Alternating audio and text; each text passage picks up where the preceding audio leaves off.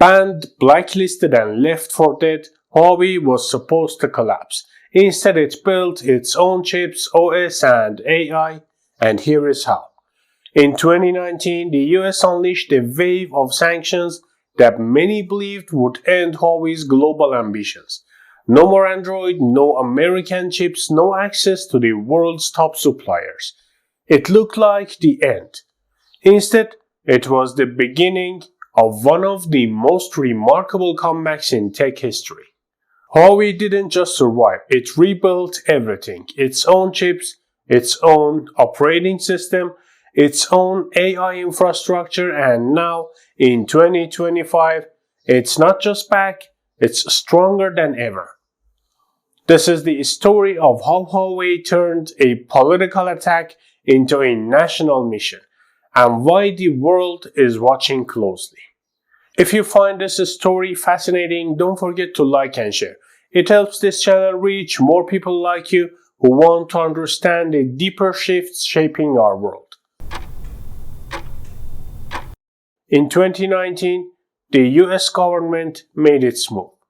With one executive order, Huawei was cut off from Google's Android ecosystem, banned from buying American semiconductors, and blacklisted from working with US suppliers. Western analysts predicted collapse, and at first, it looked like they were right. Huawei's global smartphone sales nosedived. Retailers pulled its devices. Without access to cutting-edge chips or Android updates, the company seemed finished. But behind closed doors, something else was happening. Instead of panicking, Huawei regrouped. It doubled down on research and development, investing over $20 billion a year. The mission was clear: build a tech stack that was 100% independent. First came Harmony OS, Huawei's answer to Android. Unlike Android or iOS, Harmony was designed to work across all devices: phones, tablets, wearables, TVs, and even cars. Then came the chips. Cut off from US suppliers like Intel and Qualcomm, Huawei ramped up its own semiconductor division, HiSilicon. Early attempts lagged behind in performance, but Huawei kept iterating. By 2024, it shocked the world with 5G smartphones running on fully Chinese-developed chipsets. And it wasn't just Huawei doing the work.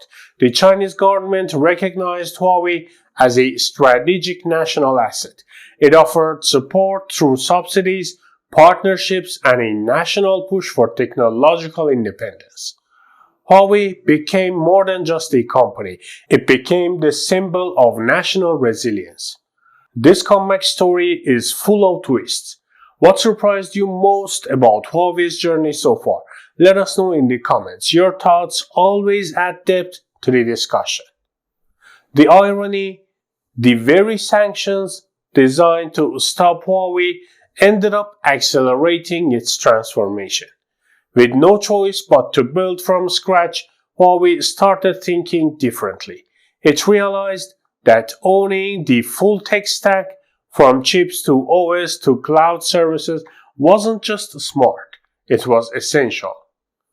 This vertical integration has now become Huawei's greatest strength, and nowhere is that clearer than its approach to artificial intelligence. When the US blocked Huawei from buying high-performance AI chips from Nvidia and Intel, most experts said that was the final blow.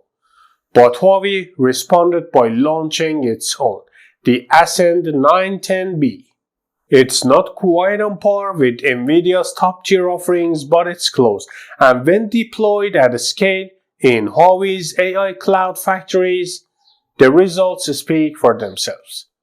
These massive data centers now train AI models for industries across China, from manufacturing to agriculture to autonomous driving.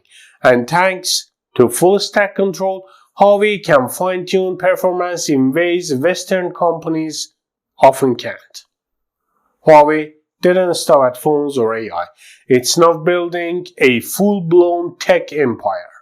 Take Harmony OS. Initially dismissed as a stopgap solution, it has now become a viable alternative to both Android and iOS.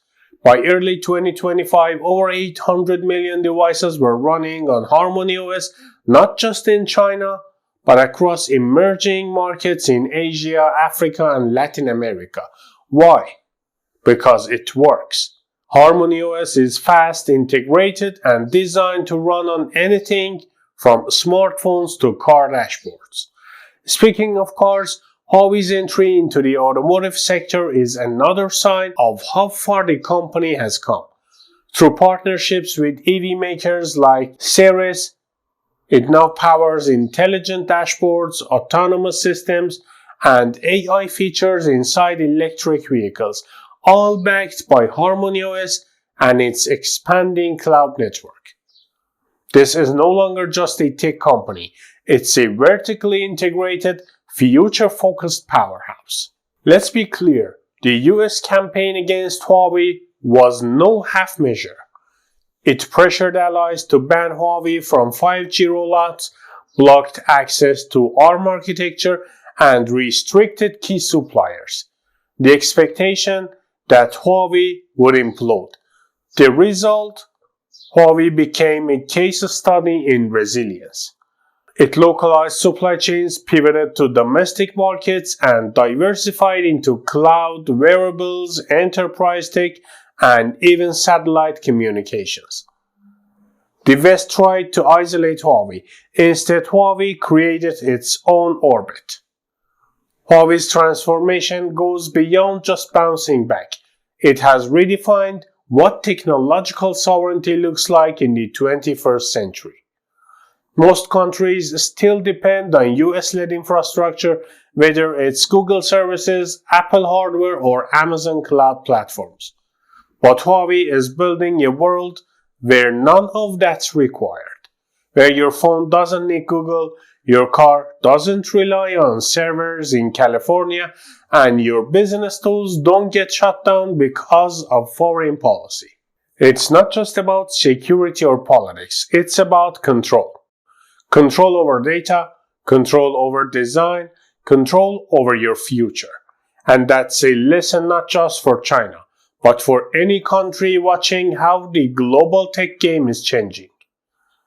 Today, Huawei continues to thrive across emerging markets in regions like Southeast Asia, Africa, and Latin America, where cost, performance, and reliability matter more than geopolitics. Huawei remains a trusted name. It builds 5G networks, supplies cloud infrastructure, and supports digital transformation at a scale few can match.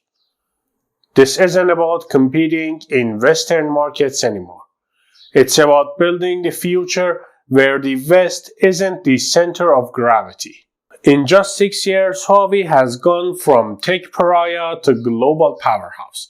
From being blocked and banned to building its own chips, its own OS, and its own AI infrastructure. Huawei's rise is a masterclass in turning crisis into opportunity. It's a story of grit, innovation, and the determination to control your own destiny. And as global tech tensions continue, this story is far from over. Huawei isn't just surviving the new digital era, it's shaping it. If you found this journey as fascinating as we did, don't forget to like, subscribe, and ring the notification bell so you never miss a deep dive like this. Thanks for watching, and see you in the next one.